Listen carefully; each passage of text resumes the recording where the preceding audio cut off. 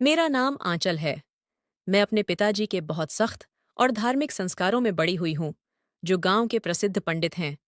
सच कहूँ तो बचपन से मेरी पहचान ही मेरा संकोची, शांत और बेहद शर्मीला स्वभाव रहा है। मेरी दुनिया सिर्फ हमारे घर की चारदीवारी, मेरा छोटा सा कमरा और सुबह शाम की पूजा आरती तक सीमित थी। पिताजी हमेशा समझाते थे कि किसी लड़की की असली शोभा उसकी लज्जा, उसकी सादगी और उसकी इज्जत में छुपी होती है। इसी वजह से मैंने अपनी खूबसूरती को हमेशा मोटे दुपट्टे और साधारण सलवार कमीज में छिपाकर रखा। मेरे लिए मेरी आबरू से ज्यादा कीमती इस दुनिया में कुछ भी नहीं था। मेरे जीवन में सबसे महत्वपूर्ण लोग थे मेरे पिताजी, मेरी माँ और मेरा छोटा भाई अंशुमान, जो उम्र में मुझसे 4 साल छोटा था, पर मेरे लिए ढाल बनकर खड़ा रहता था। मैं शाम ढलने से पहले मोहल्ले के छोटे बच्चों को घर पर ही संस्कृत और नैतिक शिक्षा पढ़ाकर लौट रही थी। मेरी नजरें जमीन पर टिकी हुई थीं और पैर तेज तेज घर की ओर बढ़ रहे थे। मन में हर पल यही डर लगा रहता था कि कहीं कोई मर्द गलत नजर से मुझे न ताड़ ले। हमारी बस्ती भले छोटी थी, लेकिन उस पर रणवीर चौहान का पूरा आतंक था। जब मैं एक निर्जन गली से गुजर रही थी, अचानक मेरे कदम ठिठक गए। किसी ने आगे से रास्ता रोक लिया। दिल जोर जोर से धड़कने लगा। बिना देखे ही समझ गई थी, ये रणवीर चौहान है। रणवीर चौहान, गांव का सबसे रसूखदार, घमंडी और बेलगाम इंसान। उसके पास दौलत थी, गुंडे थे, पुलिस प्रशासन में रिश्ते थे। औरतों के प्रति उसकी गंदी सोच और फप्तियां पूरे इलाके में मशहूर थीं। मैंने फौरन अपना दुपट्टा और भी कसकर अपने बदन से लपेट लिया और बिना सिर उठाए आगे बढ़ने की कोशिश की। अरे आंचल दीदी, इतनी जल्दी कहाँ? उसने बेशर्मी से हंसते हुए कहा। सुना है पूरे इलाके में तुमसे हसीन कोई नहीं, पर तुम तो हमेशा खुद को घूंघट में कैद रखती हो। जरा रुक जाओ ना, 2 घड़ी बात कर लो। मैंने कांपती आवाज में कहा। रणवीर जी, रास्ता छोड़ दीजिए, मुझे घर जाना है। कोई गलत हरकत मत कीजिए प्लीज। वह ठठाकर हंसा। इज्जत, शर्म, लिहाज, ये सब गरीबों के लिए होते हैं। जिसके पास ताकत है वह अपनी मर्जी से जीता है। और तुम तो मेरा नया शौकत बन चुकी हो। जितना छुपाओगी उतना ही ललचाओगी। इतना कहते हुए उसने मेरी कलाई पकड़ने के लिए हाथ बढ़ाया और मेरे दुपट्टे का कोना खींचने लगा। मेरा दिल बैठा जा रहा था। आंखों से आंसुओं की बाढ़ आ गई। मैंने पूरी ताकत से दुपट्टा खींचकर अपने सीने से चिपकाया, ताकि उसकी गंदी नजर मेरे बदन पर न पड़े। हाथ छोड़िए मेरा! मैं रोते हुए चीखी, पर आवाज इतनी कमजोर थी कि खुद मुझे भी नहीं सुनाई दी। वह और ज्यादा शैतानी से मुस्कुराया। अब तो मजा दोगुना हो गया। तुम्हारा डर, तुम्हारे ये आंसू, यही मेरी जीत है। आज नहीं तो कल तुम मेरी ही होकर रहोगी। ठीक उसी पल भगवान ने जैसे मेरी पुकार सुन ली। पीछे से तेज कदमों की आहट हुई और मेरा भाई अंशुमान वहां पहुंच गया। वह मुझे ढूंढता हुआ आया था। मुझे रणवीर के सामने इस हाल में देखकर उसकी आंखें खून की तरह लाल हो गईं। तेरी इतनी हिम्मत कि मेरी बहन को हाथ भी लगाया? अंशुमान ने गरज कर कहा और बिना एक पल गंवाए रणवीर को जोरदार धक्का मार दिया। रणवीर लड़खड़ाकर गिरते गिरते बचा। अंशुमान ने मेरी कलाई छुड़ाई और रणवीर का कॉलर पकड़कर उसे झंझोड़ते हुए बोला, अभी सिखाता हूं तुझे कि एक गरीब की बहन की आबरू की कीमत क्या होती है। रणवीर चौहान के लिए यह बात हजम करना नामुमकिन था। गांव का दबंग, जिसे कोई आंख दिखाने की हिम्मत न करता हो, उसे एक साधारण लड़के ने कॉलर से पकड़ लिया था। उसने झटके से खुद को छुड़ाया, कपड़े झाड़े और आंखों में बदले की आग भरकर बोला, अंशुमान, तूने आज मेरे बदन पर हाथ डालकर अपनी बहन की कीमत अनगिनत करोड़ कर दी है।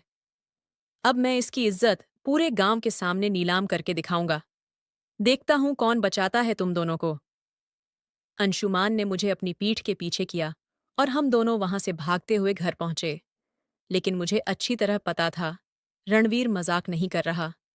वह मेरी आबरू, मेरे परिवार का सम्मान, सब कुछ मिट्टी में मिलाना चाहता था। उस रात हम किसी को नींद नहीं आई। रणवीर की धमकी और अंशुमान की बेचैनी ने घर को कब्रिस्तान बना दिया था। मुझे पता था कि वह सिर्फ मुझे नहीं, हमारे पूरे खानदान को नेस्तनाबूद करना चाहता है। उसके बड़े भाई बलराज चौहान का भी पूरा साथ था, जो खुद औरतों को तंग करने में माहिर था। अगली सुबह से उसने अपना खेल शुरू कर दिया।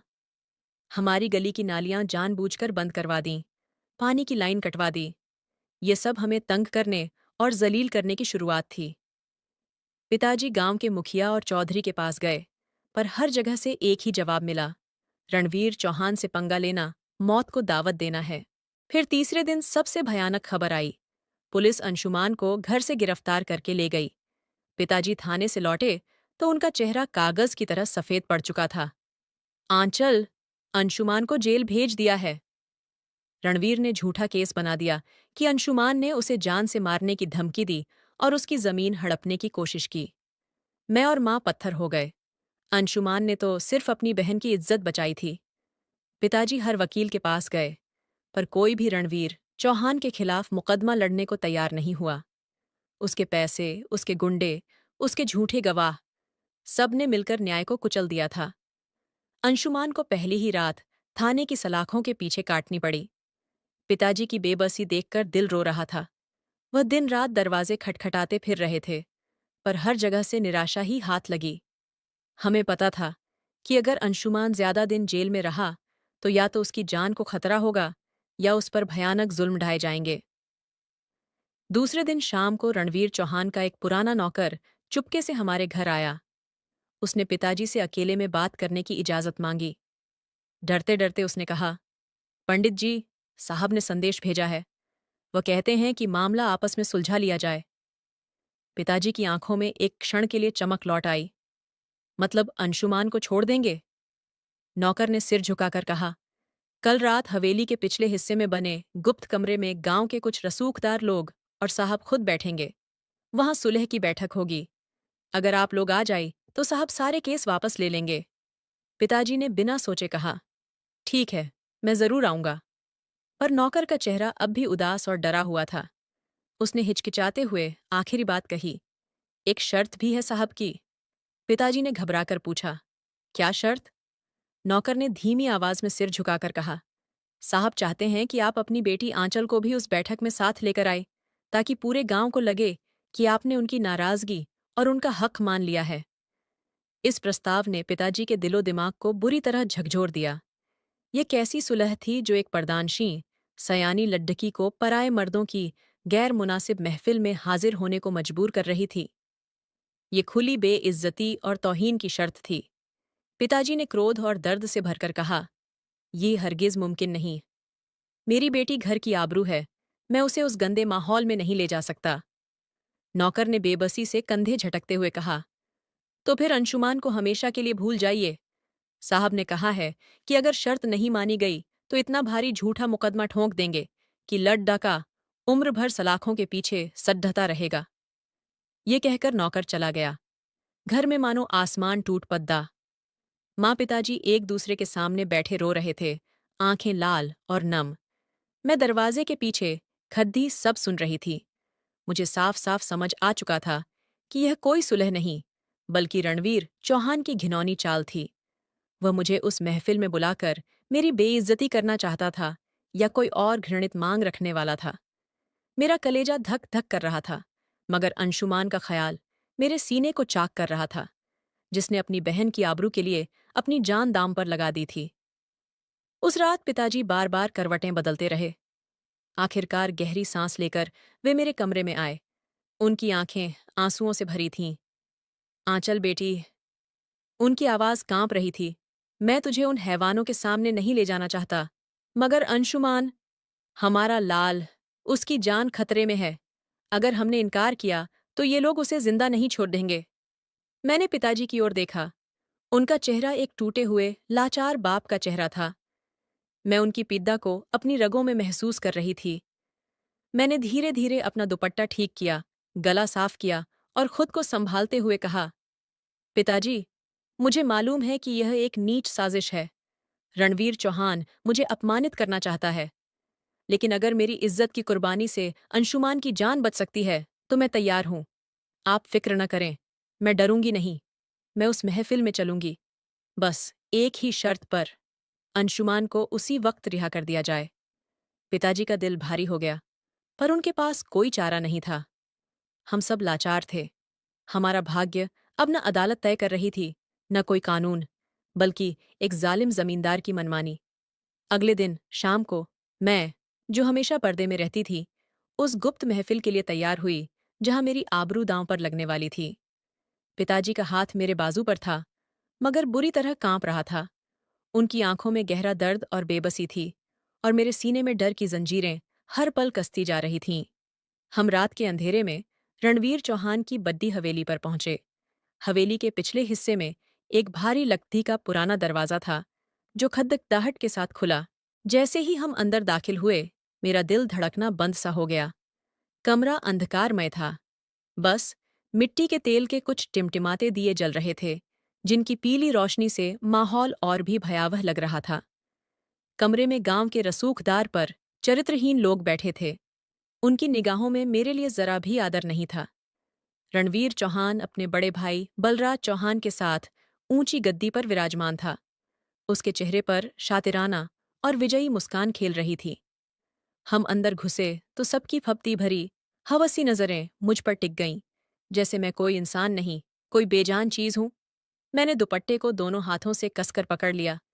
पिताजी ने आगे बढ़कर कहा, रणवीर साहब, हम आपकी सारी शर्तें मानकर आए हैं। अब हमारे अंशुमान को रिहा कर दीजिए। रणवीर चौहान ने जहरीली हंसी हंसा। इतनी जल्दबाजी क्यों पंडित जी? पहले हमारा बदला तो पूरा हो। आपके लड़के ने हमारी नाक कटवाई थी, अब आपको उसकी कीमत चुकानी होगी। वह गद्दी से उठा और सीधे मेरी ओर उंगली दिखाते हुए बोला। मैंने पिताजी के पीछे से पहली बार हिम्मत जुटाकर आवाज निकाली। आपने वादा किया था कि अगर मैं यहां आऊंगी तो अंशुमान को आजाद कर देंगे। रणवीर ने आश्चर्य से मेरी ओर देखा, फिर धीरे से हंसा और बोला, हाँ, अंशुमान छूट जाएगा, लेकिन पहले माफी की कीमत चुकानी पड़ेगी। मैंने तुम्हें सुलह के लिए नहीं बुलाया, बल्कि तुम्हारे घमंड को कुचलने के लिए बुलाया है। ये लड़की अब मेरी मिल्कियत होगी। यही तुम्हारे खानदान से लिया जाने वाला हर्जाना है। ये सुनते ही मेरी रूह कांप उठी। ऊपर से सुलह का नाटक और अंदर से मुझे एक वस्तु की तरह हड़पते की साजिश।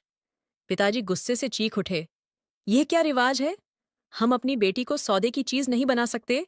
ये इंसाफ नहीं, सरासर जुल्म है। रणवीर ने अपने भाई बलराज की ओर देखकर मुस्कुराया और बोला, इंसाफ?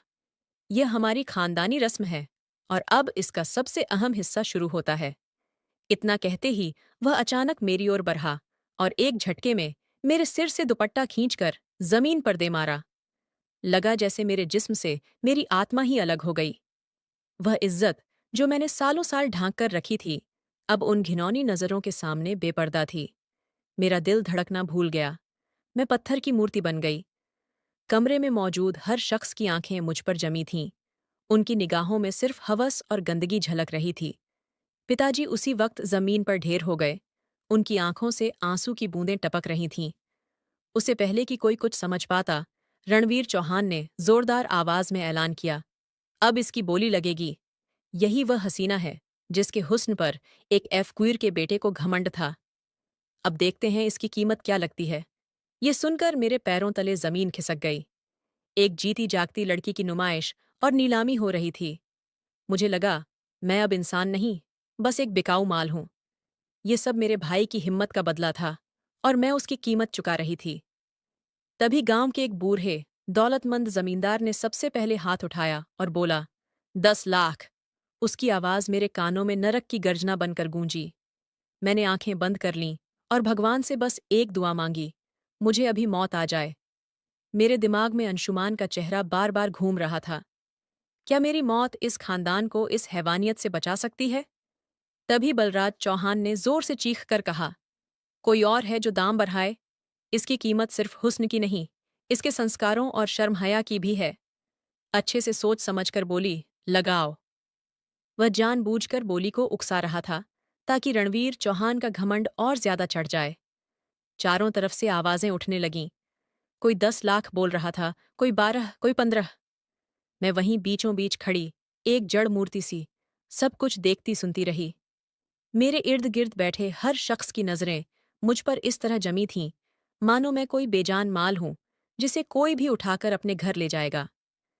पिताजी रोते हुए, हाथ जोड़े, बस यह तमाशा देखने को मजबूर थे। मेरे अंदर की सारी हिम्मत चूर चूर हो चुकी थी। मैं सिर्फ भगवान से फरियाद कर रही थी कि मुझे इस जहन्नुम से आजाद कर दें, चाहे जान लेकर ही क्यों ना।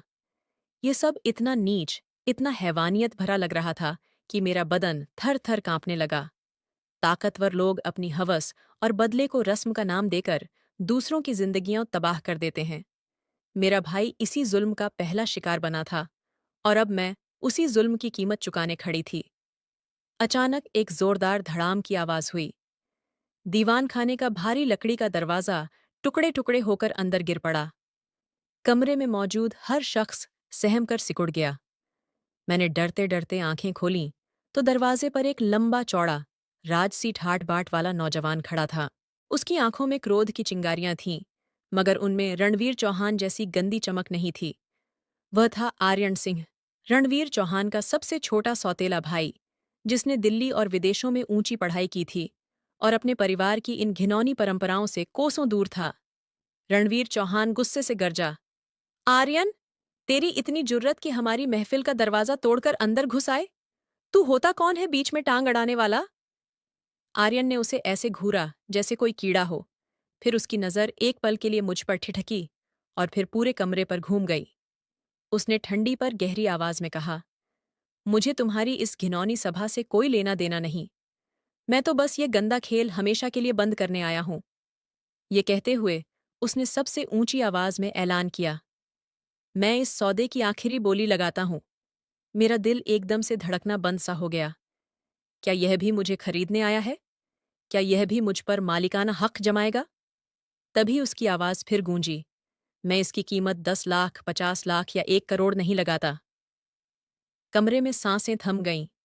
फिर आर्यन सिंह की आवाज दीवारों से टकराई, मैं इस लड़की की आजादी की कीमत 2 करोड़ रुपए लगाता हूं। मेरी सांसें रुक गईं, हाथ पांव कांपने लगे। ये कौन सा नया तूफान था? 2 करोड़ रुपए, और ये लड़की अब मेरी जिम्मेदारी है। पूरी महफिल में मरे जैसा सन्नाटा छा गया। 2 करोड़, इतनी रकम तो इस पूरे इलाके की सबसे बड़ी जमीन की भी नहीं लगती थी। रणवीर चौहान की आंखों में पहले हैरत, फिर लालच चमक उठा। उसका सारा बदले का खेल एक झटके में पलट गया। वह गुस्से में तो था, मगर इतनी बड़ी रकम उसके मुंह पर ताला लगा रही थी। क्या मजाक है यह, आर्यन? उसकी आवाज लड़खड़ा रही थी। आर्यन ने आंखें तक नहीं झपकाईं। उसने अपने साथ आए बॉडीगार्ड्स को इशारा किया। उन्होंने तुरंत भारी भरकम 4-5 ब्रीफकेस लाकर जमीन पर पटक दिए, सारे नोटों से ठसाठस भरे हुए। ये लो तुम्हारा हर्जाना और तुम्हारा बदला भी पूरा। अब इस लड़की पर तुम्हारा कोई हक नहीं। इसे जाने दो। रणवीर चौहान ने उन नोटों की गड्डियों को ऐसे देखा जैसे सालों से भूखा भेड़िया हड्डी देख रहा हो। उसका लालच उसकी नाक और इज्जत पर भारी पड़ गया। उसने कुछ पल सोचा, फिर हार मान ली। ठीक है, सौदा तेरा हुआ आर्यन, लेकिन याद रखना, आज के बाद तूने एक दुश्मनी हमेशा के लिए खरीद ली है। आर्यन ने उसकी धमकी को हवा में उड़ा दिया और मेरी ओर बढ़ाया। मैं अब भी खौफ से जड़ थी। वह मेरे सामने आकर रुका। उसका लंबा कद और मजबूत कंधे देखकर मैं और सिकुड़ गई। उसने मुझे हाथ तक नहीं लगाया, बस हल्के से सिर हिलाकर इशारा किया, आंचल, चलो। मैं उसके इशारे पर खुद ब खुद चल पड़ी। पिताजी सदमे से उठे और मेरी ओर लपके, मगर आर्यन के गार्ड्स ने उन्हें रोक लिया। मैंने जाते जाते पिताजी की बेबस, पानी से भरी आंखों को देखा और अंदर से चूर चूर हो गई। मालिक तो बदल गया था, पर मैं अब भी किसी की चीज ही थी। आर्यन ने मुझे हवेली के बाहर खड़ी अपनी चमचमाती काली लग्जरी गाड़ी में बिठाया। गार्ड्स ने फौरन दरवाजा बंद कर दिया। आर्यन खुद ड्राइवर सीट पर नहीं बैठा, मेरे बगल में आकर बैठ गया। गाड़ी ने रफ्तार पकड़ी और हवेली को धूल चटाते हुए शहर की तरफ दौड़ पड़ी। मुझे अब भी यकीन नहीं आ रहा था कि जो कुछ हुआ सच था। मैं रणवीर चौहान के पंजे से तो निकल आई थी, मगर अब एक नए रहस्यमयी शख्स के साथ जा रही थी, जो मेरे भाई अंशुमान का भी दुश्मन था। यह सदमा कम नहीं था। दबा हुआ सारा डर अब आंखों से बह निकला। मेरे होंठ कांप रहे थे। मैं इतना घबरा गई थी कि कुछ सूझ ही नहीं रहा था। मैंने दादी से सीखे हुए भगवान के मंत्र धीरे धीरे दोहराने शुरू कर दिए। मेरे कांपते होंठों पर शांति पाठ और गायत्री मंत्र चलने लगे। रोते रोते मेरी आवाज भर्रा रही थी। मैं उन मंत्रों में सुकून ढूंढ रही थी। एक बार भी मैंने उसकी तरफ देखने की हिम्मत नहीं की। जब एक चक्र पूरा हुआ, तो अनजाने में मेरी नज़र आर्यन पर पड़ी। वह चुपचाप गाड़ी चलाते हुए मेरे मंत्र सुन रहा था। उसके चेहरे पर न अकड़ थी, न रौब, जैसे सारी ताकत अचानक पिघल गई हो। मेरे डर, मेरे रोने और उन पवित्र शब्दों को सुनकर वह एकदम स्थिर हो गया था। लगा जैसे मेरे मंत्रों ने उसके अंदर कहीं गहरी चोट की हो। मंत्रों की गूंज और आर्यन का खामोश, बदला हुआ चेहरा, दोनों मेरे दिमाग में एक साथ कौंध रहे थे। जब गाड़ी रुकी, तो मैंने देखा कि हम शहर से बहुत दूर एक विशाल, आधुनिक डिजाइन वाले बंगले के सामने खड़े थे। ये बंगला इलाके की पुरानी हवेलियों से बिल्कुल अलग था, खामोश, ठंडा और रहस्यमय ढंग से शांत। आर्यन ने बिना एक शब्द कहे, सिर्फ आंखों के इशारे से मुझे गाड़ी से उतरने को कहा। मैं उसकी पीठ के पीछे पीछे चल पड़ी। बाहर से जितना भव्य और विशाल यह बंगला दिखता था, अंदर से उतना ही खामोश और निर्जन। मुझे ऊपरी मंजिल पर एक बहुत बड़ा, हवादार, शीशे की बड़ी बड़ी खिड़कियों वाला कमरा दिया गया। उसमें हर आधुनिक सुविधा मौजूद थी, पर मुझे लगा जैसे मैं किसी नए, चमकदार सोने के पिंजरे में कैद कर दी गई हूं। मुझे कमरे में छोड़कर एक अधेड़ उम्र की औरत आई। उनका चेहरा गोरा और हाव भाव विदेशी लग रहे थे। उन्होंने बहुत नरमी से मुस्कुराते हुए मेरा स्वागत किया और कहा कि वह मेरी देखभाल करेंगी। अपना नाम बताया, मिसेस डिसूजा। मैंने उनसे पानी लिया, अपने कपड़े ठीक किए और कमरे के एक कोने में सिमटकर बैठ गई। पूरी रात नींद नहीं आई। दिमाग में अंशुमान की हालत, पिताजी का रोता चेहरा और रणवीर चौहान की धमकियां बार बार घूमती रहीं। सुबह हल्की सुनहरी रोशनी खिड़कियों से छनकर आई, तो मैं उठी, नहाई और पूजा की। अब मैं पूरी तरह आर्यन सिंह की मर्जी पर निर्भर थी। मेरा विश्वास ही मेरा सहारा था। भगवान ने मुझे एक हैवान से बचाया था, तो आगे का रास्ता भी जरूर दिखाएंगे। दिन चढ़ते चढ़ते मैंने हिम्मत जुटाई और फैसला किया कि मुझे आर्यन से साफ साफ बात करनी होगी। मैंने मिसेस डिसूजा से कहा कि मैं आर्यन सिंह से मिलना चाहती हूँ। थोड़ी देर बाद मुझे उनके बड़े से ऑफिस जैसे कमरे में बुलाया गया। मैंने घूंघट नहीं किया, बस सिर झुकाए चुपचाप खड़ी रही। वह भारी लकड़ी की मेज के पीछे बैठे कुछ कागजात देख रहे थे। बिना सिर उठाए बोले, बैठ जाओ आंचल। बोलो, क्या बात है? उनकी आवाज बिल्कुल ठंडी और रूखी थी। उसमें रात को गाड़ी में मेरे मंत्र सुनते वक़्त जो कोमलता उनके चेहरे पर थी, उसका नामो निशान नहीं था। मैंने हिचकते हुए कहा, मैं आपका शुक्रिया अदा करना चाहती हूँ कि आपने मुझे उस भयानक हालत से बचाया। लेकिन एक बात समझ नहीं आ रही। आप रणवीर चौहान के भाई हैं, फिर आपने मेरे लिए 2 करोड़ क्यों दिए? मैं अपनी बात पूरी भी नहीं कर पाई थी कि उन्होंने कागज बंद किए, कुर्सी पर पीछे टिककर मुझे देखा। उनकी आंखों में जिज्ञासा भी थी और एक अजीब सी उदासीनता भी। मेरे भाइयों की करतूतें मुझे अच्छी तरह मालूम हैं। उनकी सारी दौलत गरीबों को लूटकर, जमीनें हड़प कर और औरतों को तंग करके बनी है। मैं अमेरिका से इन अंधी रस्मों को निभाने नहीं लौटा हूं। मैंने धीरे से पूछा, तो आपका इरादा क्या है? उन्होंने बिना पलक झपकाए कहा, तुम्हें पूरी तरह सुरक्षित रखना और मेरे भाइयों के जुल्म का अंत करना। तुम्हें रणवीर से सुरक्षा चाहिए थी, अब तुम यहां पूरी तरह महफूज हो। मैंने तुम्हें सिर्फ इसलिए खरीदा ताकि वह दोबारा तुम्हें हाथ भी न लगा सके। यह सुनकर मेरे दिल को पहली बार कुछ राहत मिली। उनकी नीयत साफ लग रही थी, फिर भी उनका सख्त, रूखा लहजा मुझे डराता था।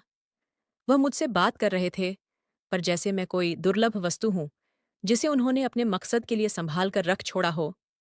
तुम्हारे कमरे में जो भी चाहिए, सब मिलेगा, उन्होंने आगे कहा।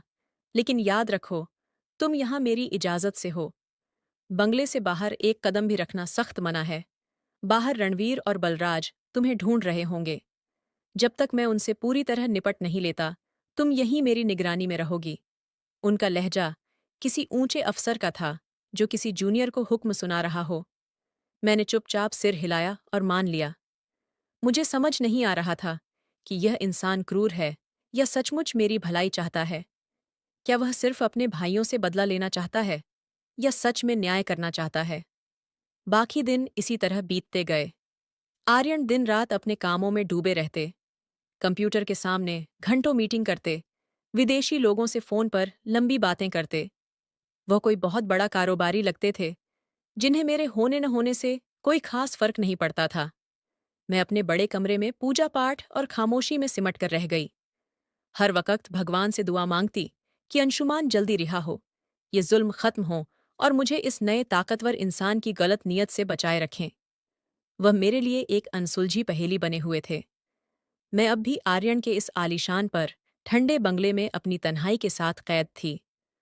उनका सख्त और नियंत्रण करने वाला स्वभाव मुझे तकलीफ तो नहीं देता था, पर अंदर की बेचैनी बनी रहती थी। मैं उन्हें एक शक्तिशाली पर अजनबी मानती थी, जिसका मकसद भले बड़ा हो, पर मेरे बारे में उनके इरादे मेरी समझ से परे थे। अपना सारा वक़्त मैं पूजा, मंत्र और अपने डर को भगवान के हवाले करते गुजारती। मेरा दुपट्टा मेरे शरीर से कभी जुदा नहीं होता था। एक शाम, जब सूरज डूब चुका था और मैं आरती की थाली सजाने की तैयारी कर रही थी, तभी ऑफिस के कमरे से धीमी-धीमी आवाज़ें आईं। दरवाज़ा ज़रा सा खुला था। पहली बार मेरे मन में उत्सुकता जागी कि वह इतनी रात गए क्या करते रहते हैं। मैं चुपके से दरवाजे के पास गई और कान लगाया। आर्यन किसी से फ़ोन पर बात कर रहे थे। उनकी आवाज़ में गुस्सा भी था और गंभीरता भी।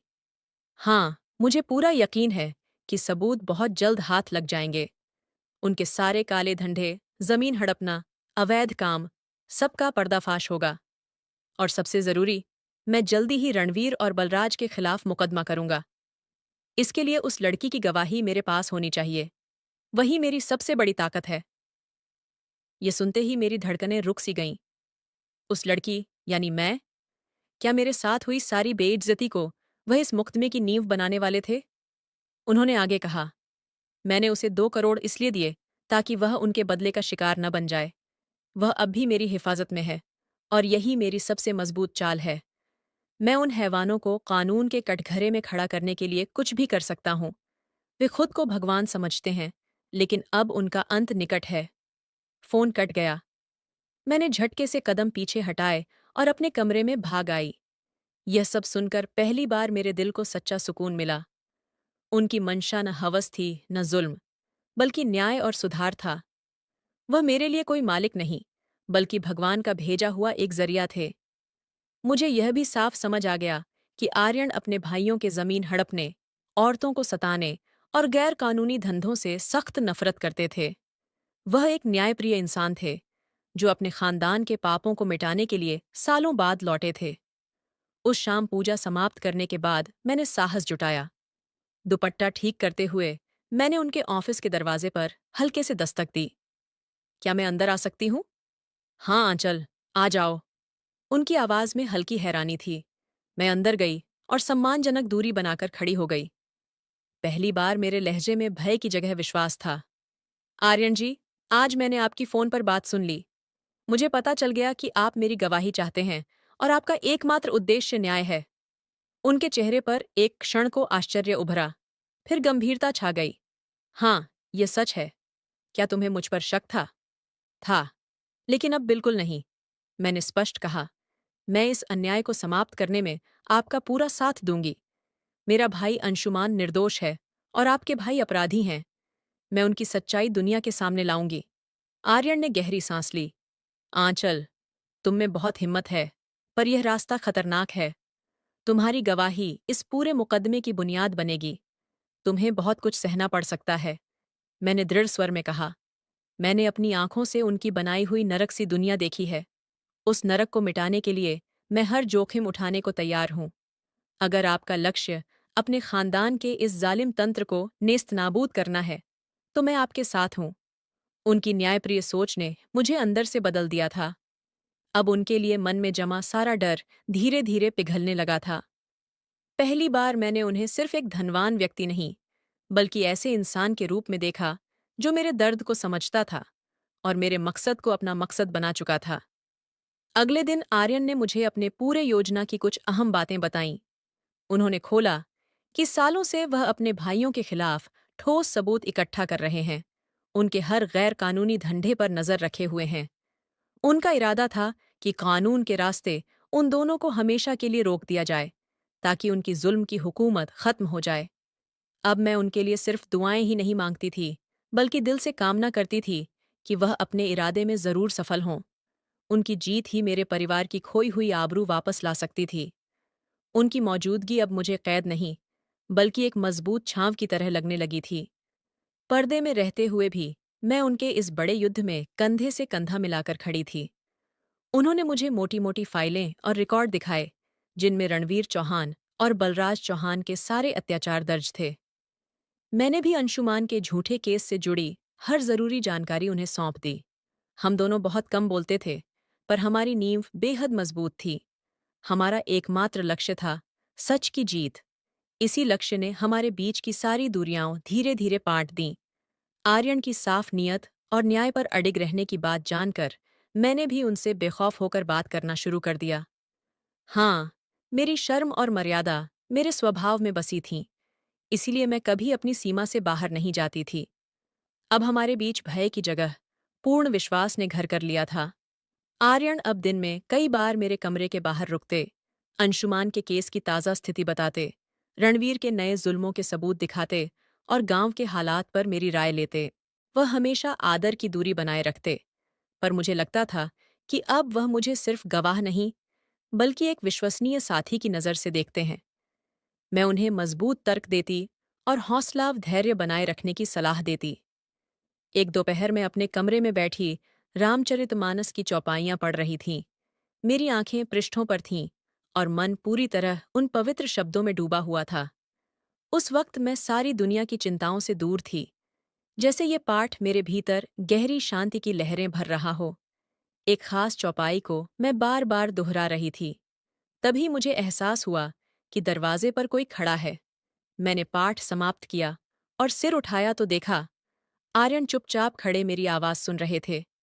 उनके चेहरे पर एक अनोखा सुकून था, जैसे मेरी वाणी ने उन्हें कुछ पल की राहत दे दी हो। उन्होंने बहुत धीरे से कहा, तुम्हारी आवाज में जादू है, आंचल। पाठ खत्म होने पर वह हल्के कदमों से कमरे में आए और दीवार के पास ठिठक गए। ये पहला अवसर था जब उन्होंने इतने कोमल और साफ लहजे में मुझसे बात की। मैंने घूंघट से चेहरा ढांपते हुए नजरें नीचे रख लीं। आर्यन ने गहरी सांस लेकर पहली बार अपने मन की उलझन खोली। तुम्हारा विश्वास कितना अटल है, आंचल। तुमने इतना बड़ा जुल्म सहा, फिर भी तुम्हारे हृदय में डर नहीं, सिर्फ भगवान का नाम बसता है। काश मुझे भी जीवन में ऐसा सुकून मिल पाता। मैंने दुनिया की सारी ऊंची डिग्रियां हासिल कर लीं, पर यह शांति कभी नसीब नहीं हुई।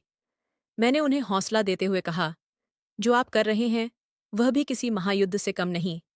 बुराई के सामने डटकर खड़े होना, सच के लिए लड़ना, ये बहुत बड़ी हिम्मत का काम है। भगवान जरूर आपका साथ देंगे। मेरी आंखें घूंघट के भीतर से उनकी ओर उठीं। उनकी नजरें भी सम्मान के साथ मेरे अस्तित्व को देख रही थीं। उस छोटी सी नजर के मिलन में एक अजीब सा अपनापन उभरा, जैसे दो तूफानों से गुजरते मुसाफिर अचानक एक दूसरे को पहचान लें। ये जुड़ाव किसी शारीरिक आकर्षण का नहीं, बल्कि गहरी समझ और सच्ची हमदर्दी का था। उस दिन के बाद आर्यन के व्यवहार में साफ बदलाव आ गया। वह मुझे पहले से कहीं ज्यादा सम्मान देने लगे। अब वह सिर्फ सबूतों और केस की बात नहीं करते थे, बल्कि मेरी सेहत और कुशलता भी पूछते थे। उन्होंने शहर से कुछ दुर्लभ धार्मिक ग्रंथ और इतिहास की चुनिंदा किताबें मंगवाईं, ताकि मेरा ज्ञान बढ़ता रहे। उन्होंने कहा, यह तुम्हारा हक है। तुम पढ़ी लिखी हो, तुम्हें इन चीजों से वंचित नहीं रहना चाहिए। मैं सिर्फ तुम्हारी रक्षा ही नहीं, तुम्हारी उन्नति में भी बाधा नहीं बनूंगा। अब वह सिर्फ मेरा रक्षक या निगरानी करने वाला नहीं रहा था। धीरे धीरे आर्यन का चुपचाप ख्याल रखने वाला स्वभाव मेरे हृदय में एक बेहद पवित्र, बहुत धीमा और नाजुक एहसास जगा रहा था। मैंने कभी किसी मर्द को इस नज़र से नहीं देखा था। आर्यन में एक गजब की कोमलता थी, एक शालीनता थी, जो उनके भाइयों से कोसों दूर थी। उनकी न्यायप्रेमी सोच ने मुझे सुरक्षित और सुकून भरा एहसास दिया। मैं उनके स्वभाव के बारे में सोचने लगी। वह धनवान थे, ताकतवर थे, पर सबसे बड़ी बात यह थी कि उनमें इंसानियत कूट कूट कर भरी थी। धीरे धीरे मेरे मन में यह ख्याल पनपने लगा कि शायद यही इंसान मेरा जीवन साथी बनने के लायक है। एक ऐसा साथी जो मेरी मर्यादा का सम्मान करेगा, मेरे विश्वास की हिफाजत करेगा। यह प्रेम बहुत शांत, बहुत गहरा और बिल्कुल साफ सुथरा था, ठीक मेरे दुपट्टे की तरह।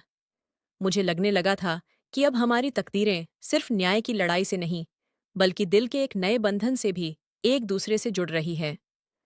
रणवीर चौहान और बलराज चौहान के खिलाफ कानूनी कार्रवाई का समय नजदीक आ चुका था, लेकिन इस खतरे के साथ साथ मेरी जिंदगी में एक नई प्रेम कहानी भी फूलने लगी थी। हमारी खामोश नजदीकियां अब एक मजबूत भावनात्मक रिश्ता बन चुकी थीं, जो आने वाले भयानक तूफान में हमें एक दूसरे का सहारा बनाए रखने की ताकत देने वाली थी। मेरे और आर्यन सिंह के बीच अब एक गहरा पर बिना बोले समझ में आने वाला बंधन स्थापित हो चुका था। आर्यन ने मुझे सम्मान, सुरक्षा और पूरा भरोसा दिया था, और मैंने अपनी खामोशी, सच्चाई और दिल से उनकी तन्हाई को समझा था। लेकिन हमारी इस पाक प्रेम कहानी पर अब खतरे की काली छाया मंडराने लगी थी। आर्यन ने बता दिया था कि वह जल्द ही रणवीर और बलराज के खिलाफ अदालत में मुकदमा दायर करने वाले हैं, और इस मुकदमे की सबसे बड़ी ताकत मेरी गवाही होगी। जैसे ही आर्यन ने गांव के बुजुर्गों और प्रभावशाली लोगों को अपने भाइयों के खिलाफ कानूनी नोटिस भिजवाए, रणवीर और बलराज को शक हो गया। उनकी सारी सल्तनत और दौलत गैर कानूनी धंधों पर टिकी थी। उन्हें अच्छी तरह पता था कि अगर मैंने गवाही दे दी तो उनका सारा साम्राज्य ढह जाएगा।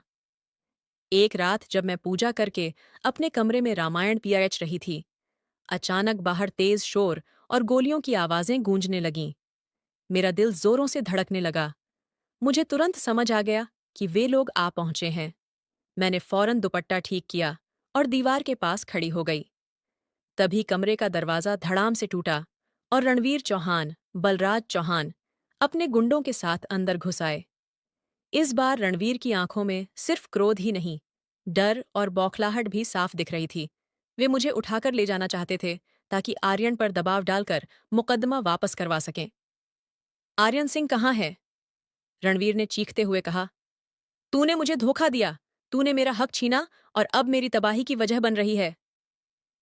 ठीक उसी पल आर्यन बाहर आए। उनके हाथ में कोई हथियार नहीं था, सिर्फ हिम्मत और यकीन था। अब तुम्हारा अंत नजदीक है रणवीर। लोगों पर के सारे जुल्मों का हिसाब देना पड़ेगा। देखते हैं किसका अंत पहले होता है, हमारा या तेरी इस गवाही का। बलराज ने गुस्से में बंदूक तान दी। फिर शुरू हुई भयंकर मारामारी। आर्यन अकेले थे, पर अपनी सूझबूझ और ताकत से एक-एक करके गुंडों को धराशायी करते गए। लेकिन रणवीर और बलराज दोनों पागलों की तरह उन्हें दबोचने की कोशिश कर रहे थे। लड़ाई के बीच रणवीर ने मौका देखकर आर्यन को दीवार से सटा दिया और उन पर बंदूक तान दी। तूने हमारी सारी दुनिया बर्बाद कर दी, अब तू जिंदा नहीं बचेगा। ये सब देखकर मेरा दिल टुकड़े टुकड़े हो गया। जिसने मुझे बचाया, सम्मान दिया, नई उम्मीद दी, आज उसकी जान मेरे सामने खतरे में थी। मैं और बर्दाश्त न कर सकी। मैंने अपनी जान की परवाह किए बिना छिपने की जगह से बाहर कदम बढ़ाया और आर्यन रणवीर के ठीक बीच में खड़ी हो गई। बंदूक नीचे कर, रणवीर! मेरी आवाज में डर की जगह सिर्फ दृढ़ विश्वास था। अब किसी पर जुल्म नहीं चलेगा, किसी की जिंदगी से खिलवाड़ नहीं होगा। मेरी अचानक आई हिम्मत देखकर रणवीर हक्का बक्का रह गया। उसे विश्वास नहीं हुआ कि मैं उसके सामने डटी हूं। मेरे साहस ने आर्यन को भी चौंकाया। रणवीर का ध्यान भटकते ही आर्यन ने झटके से वार किया और बंदूक छीन ली। भागो! बलराज, इसे पकड़ो! रणवीर चिल्लाया, पर अब बहुत देर हो चुकी थी। तभी बाहर पुलिस के सायरन तेजी से बजने लगे। ये आर्यन की पहले से बनाई योजना थी। उन्हें पूरा अंदेशा था कि हमला होगा। पुलिस ने तुरंत बंगले में घुसकर रणवीर और बलराज समेत सारे गुंडों को गिरफ्तार कर लिया। जुल्म की वह काली रात हमेशा के लिए खत्म हो गई। अगले कुछ सप्ताह अदालत, गवाहियां और सुनवाई में बीते। मैंने पूरे आत्मविश्वास और सुरक्षा के बीच हर सवाल का सच्चाई से जवाब दिया। नीलामी की उस भयावह रात, रणवीर की धमकियां, अंशुमान को झूठे केस में फंसाने की सारी सच्चाई मैंने अदालत के सामने रख दी। मेरी गवाही के कारण अंशुमान को सम्मानजनक तरीके से बरी कर दिया गया।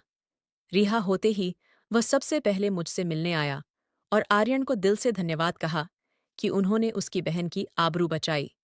दूसरी तरफ रणवीर चौहान और बलराज चौहान को उनके सारे अपराधों की कठोर सजा हुई और उनका दबदबा हमेशा के लिए मिट गया। जब मैं आखिरी बार अदालत से बाहर निकली तो अंशुमान और पिताजी मेरा इंतजार कर रहे थे। थोड़ी दूर पर आर्यन खड़े थे। उनके चेहरे पर शांति और गर्व की चमक थी। सबके चले जाने के बाद वह मेरे पास आए। आंचल, आज हमने बुराई को हरा दिया। तुमने मुझे सिखाया कि सच्चाई और ईमानदारी किसी भी ताकत से बड़ी होती है। मैंने तुम्हें 2 करोड़ में खरीदा था, पर आज मैं मानता हूं कि तुम्हारी कीमत इस दुनिया की सारी दौलत से भी ऊपर है। उनकी आंखों में सिर्फ सच्चाई थी, कोई दिखावा नहीं। मैंने तुम्हें कभी किसी की संपत्ति बनाने के लिए नहीं खरीदा था। अब जब तुम पूरी तरह आजाद हो, क्या तुम अपनी जिंदगी में मुझे जगह दोगी? मैं तुम्हें अपनी पत्नी का सम्मान और एक बराबर की साथी का दर्जा देना चाहता हूं। मैंने मुस्कुराते हुए हल्के से सिर हिलाया।